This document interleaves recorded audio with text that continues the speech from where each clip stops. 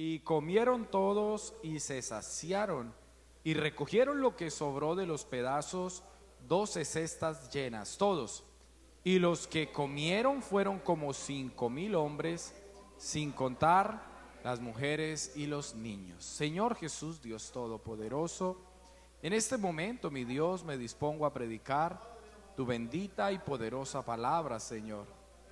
Yo te ruego, Señor, que tu palabra sea enseñándonos, capacitándonos, que tu palabra el día de hoy, Señor, sea eficaz y efectiva en nuestras mentes y nuestros corazones. En tu nombre, Jesús. Amén y amén. Esté cómodo, por favor, mi querido hermano. Leer la obra de Jesús en la tierra para mí siempre es algo muy emocionante. Yo desde hace algún tiempo leo los evangelios y termino San Juan y empiezo otra vez desde San Mateo. Lo disfruto y a veces me pongo a averiguar cuáles fueron las profecías que se cumplieron, otras veces en qué lugares estuvo, pero siempre marchando todo en la manera en la cual Jesús actuaba y en la cual reaccionaba. Porque es que era el choque de dos visiones. Jesús con una visión especial, sorprendiendo, diciendo lo más raro para todos, y los de su alrededor con una mentalidad muy cercana, muy bloqueada, muy cuadriculada. Así que cada cosa que Jesús hacía, ellos quedaban, wow, tan extraño este hombre. Y la multiplicación de los panes y los pescados es uno de los milagros más conocidos de Jesús. Ya la hemos trabajado ciertas veces aquí. Miles de personas fueron alimentadas sobrenaturalmente con 5 panes y 2 pescados. Y aunque este milagro es central en esta parte de la historia, yo quisiera que hoy abordáramos este relato desde otro punto de vista. No tanto desde la parte del milagro de Jesús como tal, sino desde los grupos que se dieron cuenta del milagro de Jesús. Porque cuando Jesús hizo este milagro, hubo 2 grupos. El primer grupo fue la multitud, cansada, necesitada y hambrienta. Recuerde que estuvieron todo el día escuchando las enseñanzas del maestro y ya era tarde y no habían comido nada en todo el día. Así que la multitud estaba cansada, estaba hambrienta y estaban dispuestos o esperando recibir algo del maestro. Pero otro grupo eran los discípulos. Los discípulos también estaban cansados porque estuvieron todo el día ahí mismo. Es decir, ellos no eran diferentes a la multitud, también estaban cansados. Pero aún en medio del cansancio ellos se involucraron en el servicio. Y presten atención porque ellos no solamente vieron un milagro como lo vio la multitud, ellos trabajaron y estuvieron dentro del milagro. La multitud se sentó a comer, recuerda que la Biblia dice, y se acostaron. Pero los discípulos organizaron, repartieron, recogieron. 2 tipos de personas diferentes. Un mismo milagro con 2 maneras diferentes de vivirlo. ¿Sabía usted que la iglesia sigue teniendo esos 2 tipos de personas? Están los que llegan a la iglesia y todo esperan recibir. Y qué bendición, la iglesia está para dar. Es el hermano que llega y escucha la palabra y adora a Dios, y qué bendición. Pero su mentalidad está en recibir. Creo que ya lo he repetido un par de veces, pero alguna vez le preguntaron a un sociólogo que investigaba la manera de las religiones en el mundo, y le preguntaron que cuál era la diferencia entre Oriente con Occidente, es decir, entre Japón, China, Corea, con nosotros. Y él dijo: la manera de ir a la iglesia. Porque el occidental va a la iglesia siempre a pedir: Señor, deme, Señor, mi trabajo, Señor, mi empleo, Señor, mi salud. Mientras el oriental, cuando va a la iglesia, va a agradecer. Y él decía que hizo una investigación en la cual se dio cuenta que en la cultura oriental eran más agradecidos con sus deidades. Así que en la iglesia está el tipo de persona que solamente espera recibir. Y qué bendición estamos para servirle. Pero también está los que deciden servir en las manos del Señor. Así que yo quisiera que desglosáramos la actuación de estos dos grupos a través de este corto mensaje de la palabra de Dios, y que pudiéramos nosotros tomar una decisión luego de desarrollarlo y ver de qué grupo somos nosotros. La multitud vio una necesidad, pero los discípulos tenían una responsabilidad. San Mateo 14, versículo 15. Cuando anochecía, se acercaron a él sus discípulos diciendo: el lugar es desierto y la hora ya pasada.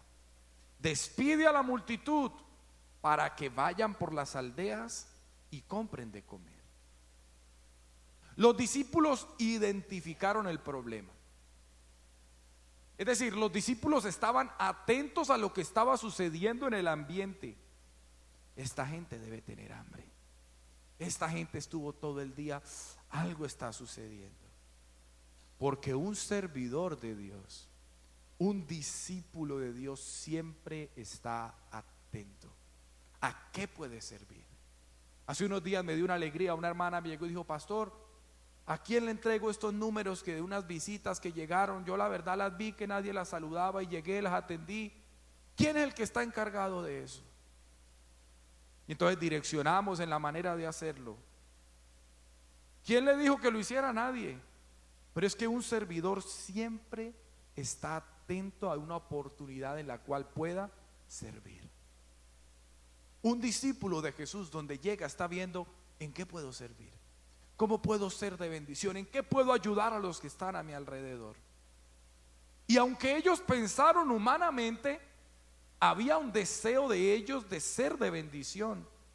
Versículo 16, Jesús les dijo, ellos les dijeron: vaya, que vayan a comprar a otro lado. Pero Jesús les dijo: no tienen necesidad de irse, dadles vosotros de comer. La multitud también estaba bien hambrienta. Pero Jesús, que lo sabe todo, que lo puede todo, vio una oportunidad de enseñarle a sus discípulos el servicio. Muchas veces en la iglesia podemos notar las cosas que faltan. Hermano, es que aquí en la iglesia nos falta oración. Bueno, pues ore usted. Hermano, es que en esta iglesia no están atendiendo las visitas. Atiéndalas usted. Hermano, lo que pasa es que aquí no hay espíritu de servicio. Enséñenos el espíritu de servicio. Porque el discípulo no solamente detecta una necesidad. Lastimosamente, cuando uno lleva cierto tiempo en la iglesia, empieza a notar las necesidades y empieza a decir: hermano, hay esta necesidad, que vaya otro. Hermano, yo digo y que hagan otros. El discípulo no dice: ¿quién va a hacerlo? El discípulo dice como el Señor, como le dijo el profeta al Señor: heme aquí. Entonces, el primer paso que nosotros podemos ver es que un discípulo está dispuesto. Lo segundo, la multitud recibió el milagro, pero los discípulos participaron en el milagro. Versículo 19: y mandó a la gente recostarse sobre la hierba, y tomando los 5 panes y los 2 peces, levantando los ojos al cielo, bendijo y partió y dio los panes. ¿A quiénes? A los discípulos, y los discípulos a la multitud. Yo le hago una pregunta: Si Jesús pudo multiplicar los panes y los pescados milagrosamente, ¿podía repartirlos él directamente? Algo se inventaba, ¿cierto? Pero decidió usar a sus discípulos. Aunque él podía hacerlo todo, Dios mismo manifestado en carne, este milagro pasó por las manos de hombres que servían. Aunque el Señor pudo hacerlo directamente, decidió usar a personas de carne y hueso, algunas con más pescuezo. Decidió usar a sus discípulos, y es un principio bíblico que aún se cumple en la iglesia. Jesucristo sigue sanando. Usted sabe que Jesucristo sana, pero usa a personas que vayan y oren.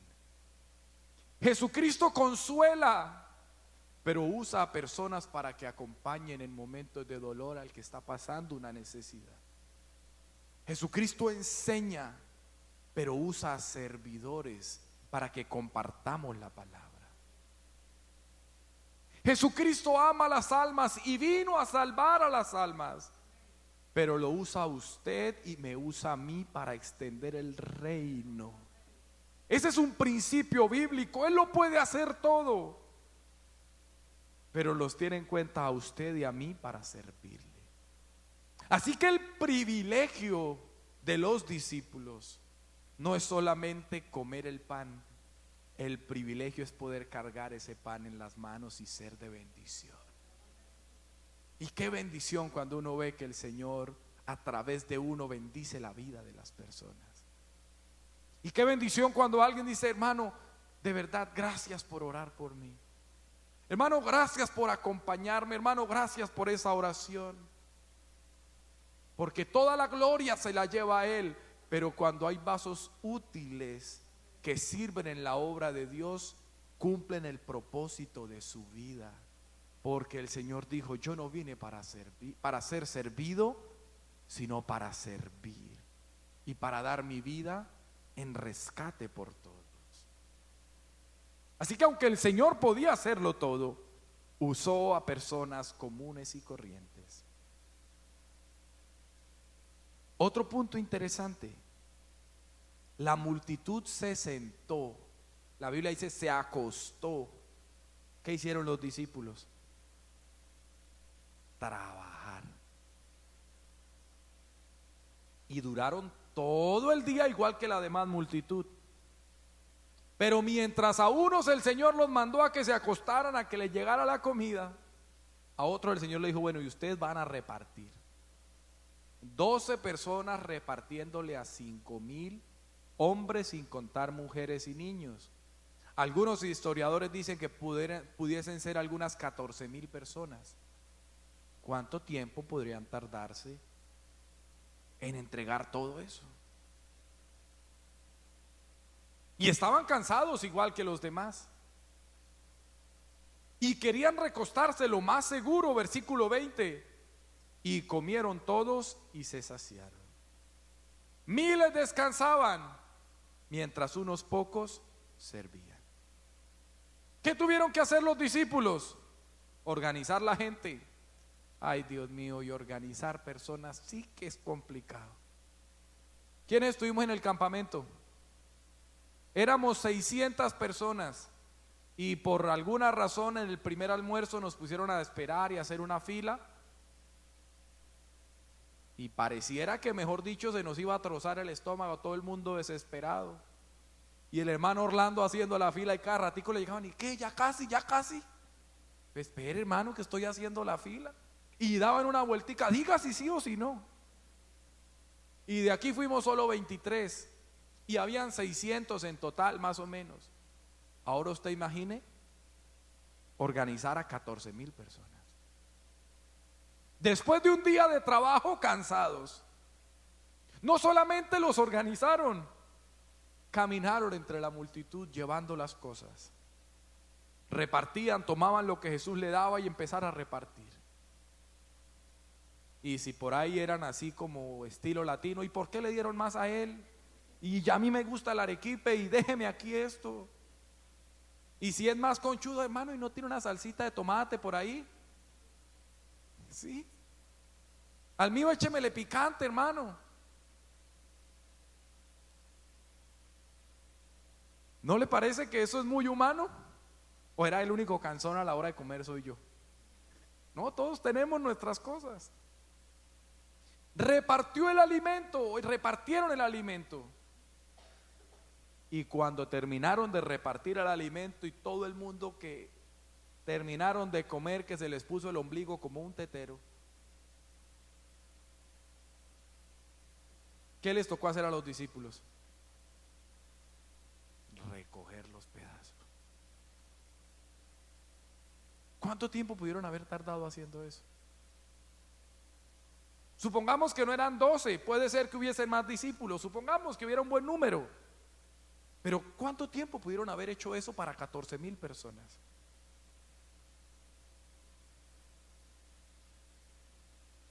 Dieron la vuelta, fueron, hicieron todo y al final recogieron y recogen 12 cestas llenas. Y si eran los servidores como los servidores de aquí en London, que los veo y de verdad le doy gracias a Dios que no comen hasta que todo el mundo no esté comiendo. Y están pendientes de que todo el mundo coma, y cuando todo el mundo está comiendo, entonces ahí se sientan a comer. Me imagino que algo así hicieron ellos. El punto es que el servicio casi nunca es cómodo.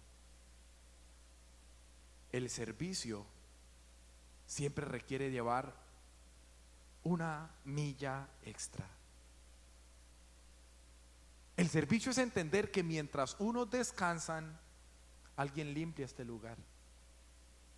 Mientras alguien llega al servicio, alguien oró por usted. Mientras usted y yo estamos escuchando este sonido tan agradable, alguien lo organizó para que usted escuchara. Mientras usted llega y toma el sobre y lo llena y lo pone todo, alguien tuvo que organizarlo, alguien tuvo que imprimir, alguien tuvo que hacer, alguien tuvo que organizar las sillas en las cuales usted está sentado.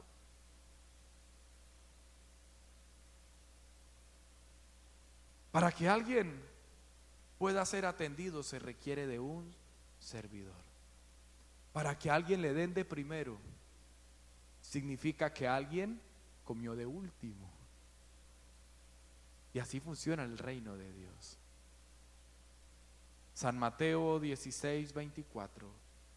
Entonces Jesús dijo a sus discípulos: si alguno quiere venir en pos de mí, niéguese a sí mismo y tome su cruz y sígame.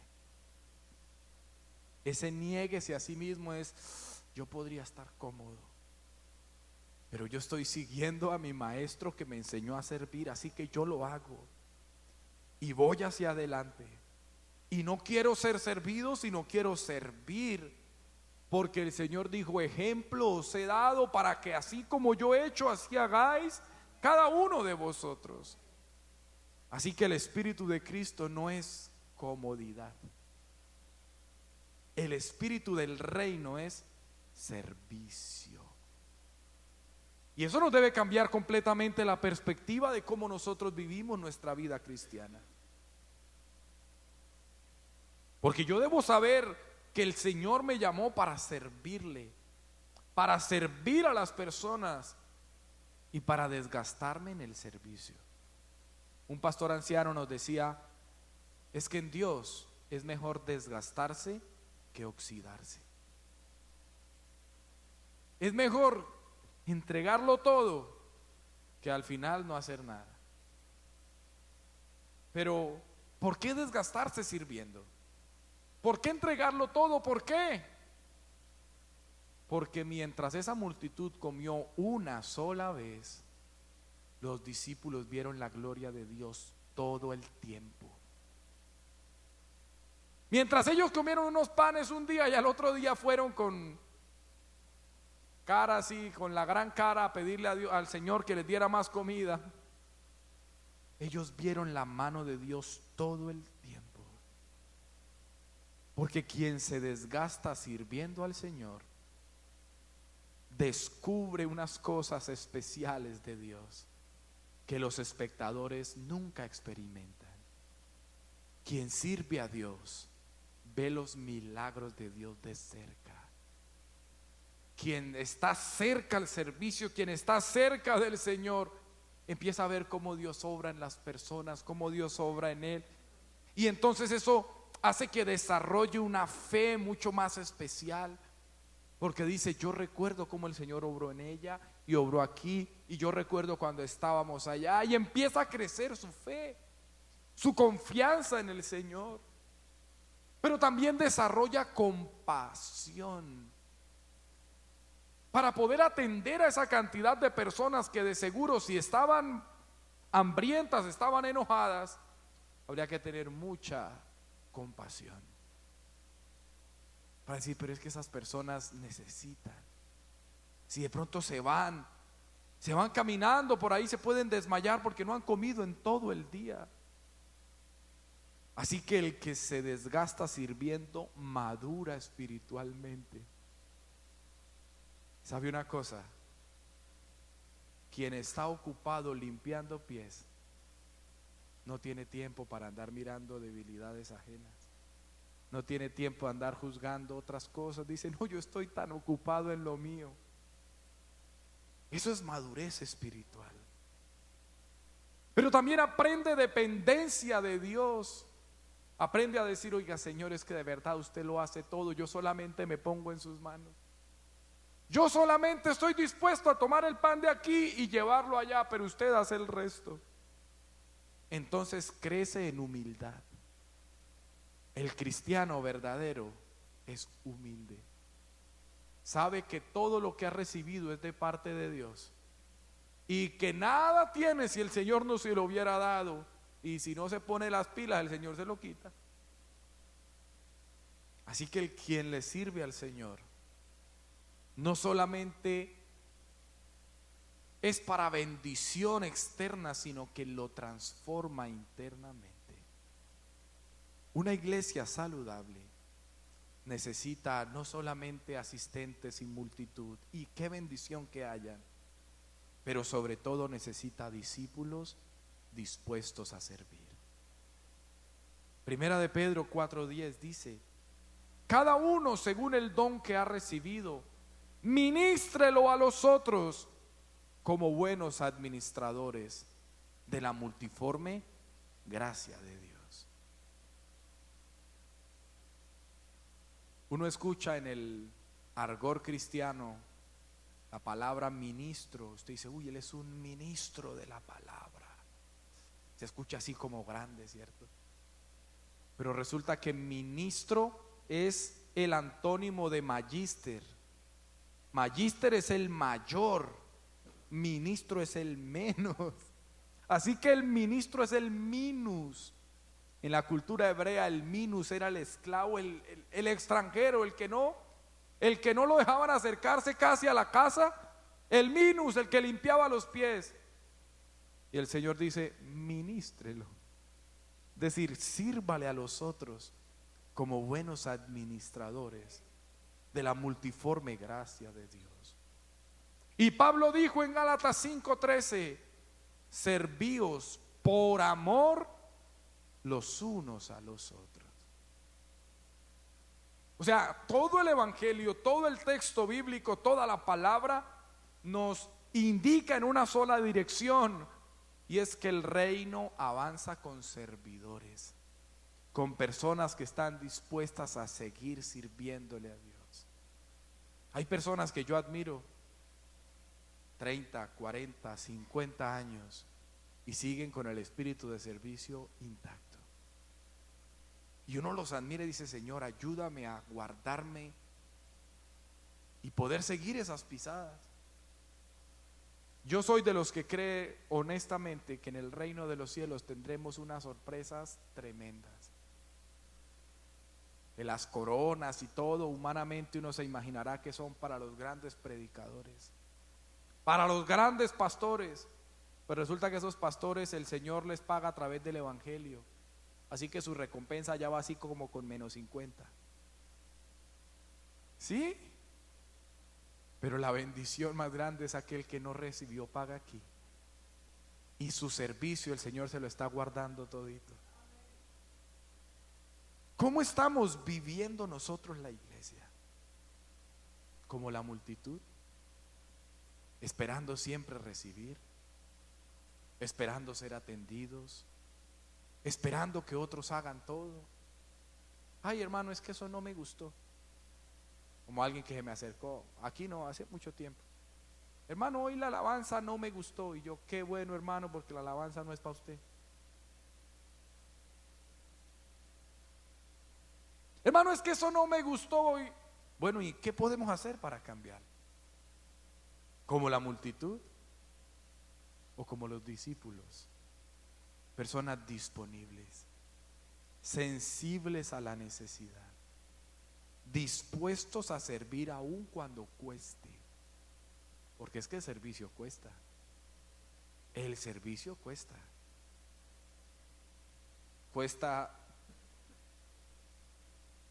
dinero, porque la gasolina está casi a $2 y usted tiene que ir a recoger al hermano, entonces se le gastan $1.50 y Dios mío, ¿quién se lo recupera? Le causa tiempo porque tiene que levantarse más temprano, porque en su día de descanso, porque tantas cosas. Pero alguien dispuesto a servir lo entrega todo aunque le cueste. Tal vez no tengamos mucho. Usted puede decir, pero yo ¿cómo puedo servir? ¿Qué puedo hacer para Dios si yo no tengo, no sé, no conozco? Bueno, los discípulos tampoco tenían mucho. 5 panes y 2 pescados, y que le vieron por allá a un joven y lo llamaron, así que ni siquiera era de ellos. Hicieron fue la conexión. Me imagino el muchacho diciendo, me quedé sin comida.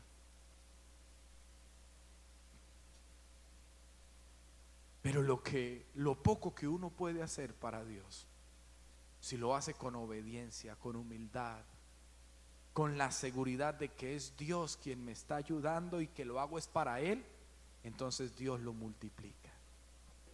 Dios no solamente busca personas sentadas alrededor del milagro, porque a través de los milagros usted va a ver gente que llegó al Señor, un momento recibieron de Dios y no volvieron. El Señor está buscando discípulos que estén dispuestos a cargar la bolsa de pan. ¿Por qué no alaba al Señor en un momento y dígale, Señor, gracias? Gloria a tu nombre, Jesús. Gloria a tu nombre, Jesús. Y lo último que hace la diferencia entre la multitud y los discípulos es que la multitud era interesada. Al otro día estaban buscando al maestro, estaban pendientes dónde estaba, y alguien les dijo, no, es que se fue para otro lado, y agarraron barcas y llegaron con toda. Y si eran así al estilo usted y yo, llegaron con más gente. Yo no, si me alimentó esto ayer, pues ahorita va a ser el doble. Si ayer fue pan y pescado, de pronto esta vez es un buen rib. Y el Señor me los recibe con la palabra. Él dice, ustedes me buscan a mí porque les llené la barriga. Eso dice el texto bíblico que el maestro les dijo. Busquen la comida, pero no la terrenal, sino la que no perece. Yo soy el pan de vida. Yo soy el pan que descendió del cielo. Dijeron, ¿cuál pan que descendió del cielo? Si el pan que descendió del cielo era el maná. Y dijo, no, Moisés les dio ese maná que perece, pero el que come mis carnes no tendrá hambre jamás. Y se enojaron y se fueron. Y de toda esa gran multitud quedaron unos poquitos. Y el Señor, que no le importaba quedarse con una iglesia chiquitica, le dijo, bueno, y si ustedes también quieren irse, váyanse. Pero Pedro, en cabeza de esos discípulos que entendían quién era el maestro, le dijo, Señor, pero ¿para dónde nos vamos a ir? Si solo tú tienes palabras de vida eterna. Es decir, que la multitud es voluble, es interesada, pero el discípulo está ahí siempre. Siempre en las buenas, en las malas, sirviendo al Señor siempre. entregándolo todo para el Señor, siendo fieles. Gloria al nombre de Jesús. Y el texto bíblico siguiente que la hermana Catalina leyó al inicio dice en Romanos 12:11, en lo que requiere diligencia, no perezosos, fervientes en espíritu, sirviendo al Señor. Fervientes. Qué bueno lo que el Señor hace en su iglesia. Toma personas egoístas, interesadas en sí mismas, personas que de pronto con una visión corta el Señor las transforma, les enseña su palabra, les cambia la mentalidad, nos cambia la mentalidad, dice la cartilla, nos enseña, nos capacita, nos va quitando el orgullo y a través del servicio nos empieza a moldear a su imagen. Ese es el camino del servicio. Ese es el camino del servicio, como decía el predicador el domingo aquí en la escuela dominical. Esa es la carrera de la fe. Y eso es lo que usted y yo, hermano, tenemos que cada día seguir yendo hacia adelante, creciendo en el Señor siempre, sabiendo que vuestro trabajo en el Señor no es en vano. Póngase en pie, por favor, mi querido hermano. Yo no sé si usted está sintiendo la presencia de Dios de la manera así como yo. Hoy el Señor nos ha hablado a todos de manera muy especial. Hermano, cuando usted y yo dejamos de pensar solo en nosotros mismos, en nuestras necesidades, en nuestros problemas, y empezamos a servir a los demás, nos damos cuenta que somos unos tremendos bendecidos. Dejamos de quejarnos tanto y empezamos a servir más. Y mientras servimos a Dios, el Señor va trabajando en nuestras necesidades. Porque es que cuando alguien es convencido del gran Dios que tiene, en vez de quejarse, en vez de buscar otras cosas, le sirve a Dios, sabiendo que quien busca el reino de Dios y su justicia, todas las demás cosas le son añadidas. Yo quisiera orar por alguien en esta tarde que quiera decirle: Señor, ayúdame a servirte cada día mejor. Señor, yo quiero que tú me enseñes, que me capacites. No quiero ser de esa multitud, quiero ser un discípulo atento a lo que tú tienes para mí. Tengo necesidades, tengo situaciones, Señor, pero si en algo puedo ser de bendición para alguien, aquí estoy. Si mi testimonio puede ser de bendición para alguien, aquí estoy. Si mi vida puede ser de bendición en tu obra, yo te la rindo. No conozco mucho, no sé mucho, tengo 1000 errores, pero si a ti de algo te sirve, aquí estoy. Usa mi vida, enséñame. ¿Por qué no levanta su mano y oramos ahí al Señor? Si alguien quisiera venir aquí al altar, oramos por usted en esta noche. Preséntese delante del Señor, ponga su vida en las manos de Dios. El Señor es bueno, el Señor es fiel. El Señor nos llena de grandes bendiciones. El Señor nos invita a servirle. Señor Jesús, Dios Todopoderoso, santo y eterno eres tú, mi Dios. Yo te doy gracias, mi Dios amado, por la vida, por la salud. Gracias, Señor, por este precioso evangelio que nos ha cambiado, nos ha transformado, Señor. Gracias, Señor, porque tú me invitas a servirte, Dios mío. Oh Dios mío, una vez más me pongo en tus manos. Usa mis manos, usa mi mente, usa mi voz, Señor, para servir en lo que tú quieras, Dios mío. En tu